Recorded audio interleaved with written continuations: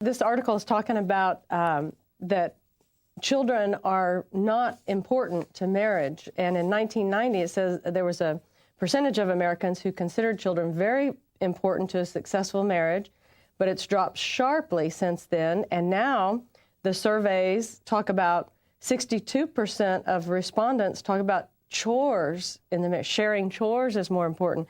And it's more like, what can children do for us? What like a status symbol, like a BMW or something. I don't know. Wasn't having children somewhere down at 9 or 10 on the list of having a healthy marriage? Right. It was 8 or 9 or something. Yeah. It was way down at the bottom. You know, I have to think that the root of that problem, Johnny, is our reluctance to look at what Scripture says.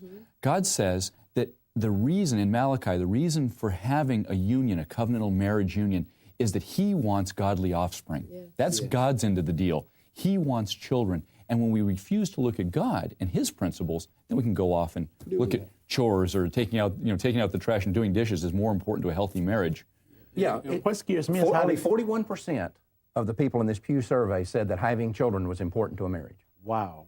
And the thing that has bothered me is seeing child models on this TV, and it's almost like the parents are trying to relive their life through the child, and you kind of wonder, boy, if this child couldn't act or couldn't model, or sports. yeah, would they even want the child? You know, it's And see, I'll still tell you, as we've talked about this in past shows, abortion is the cause of this.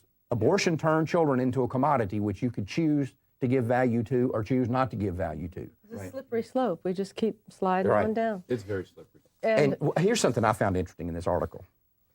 This leftist Virginia Rutter, sociology professor at Framingham, Massachusetts State College, said that the problem here, the reason that children have fallen down the list from number 1 down to number 8 or 9 or whatever it is, as far as an important part of marriage, is because, listen to this, America's relative lack of family-friendly workplace policies and paid leave and subsidized child care. Now, It's like socialism to me. yeah, now listen, but here's the thing that nobody's pointing out here, and the article should have called her on this. 100 years ago, we didn't have family-friendly workplaces, and we didn't have policies that had paid child care and paid leave, and yet children were number 1. That's right. yes. So, And they had 8 or 9 of them sometimes. or 12 or 15, 12, that's whatever. right, yeah. So obviously the woman's lying. That these policies have nothing to do with the reason that children have slipped down the slope. It has nothing to do with that. You know, my wife, Pat, comes from a family of 11, Yeah.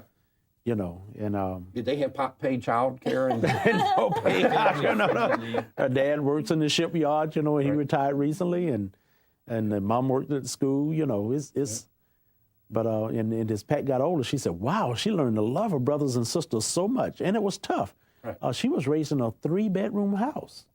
You know, mom and dad had their one room, the boys had one room, and the girls had another room. You know? that's all you need, right? You know, but every one of those children were loved. Sure. Every one But of them. we've devalued life so much, and you know, just get rid of it. If you don't want the kid, get rid of it, born or unborn anymore. Again, So it's what can the kid do for me? It's not a matter that the child has intrinsic value. It's what can the child do for me? That's the issue.